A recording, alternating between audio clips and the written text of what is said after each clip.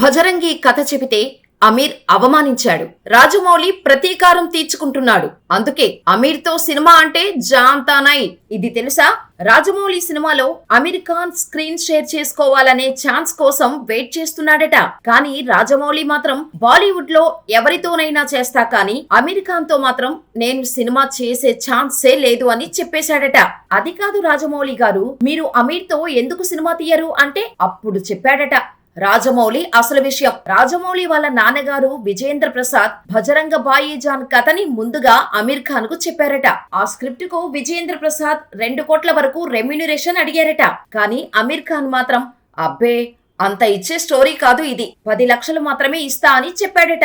అమీర్ ఖాన్ మాటలను అవమానంగా భావించిన విజేంద్ర ప్రసాద్ ఆ కథను సల్లూభాయ్ అదేనండి సల్మాన్ ఖాన్ కి వినిపించి తనతోనే సినిమా చేయించి సూపర్ సక్సెస్ ను అందుకున్నారు. ఇక అప్పటి నుంచి ఈ విషయాన్ని తెలుసుకున్న రాజమౌళి అమీర్ ఖాన్ మీద కోపంతో పక్కన పెట్టేశాడట.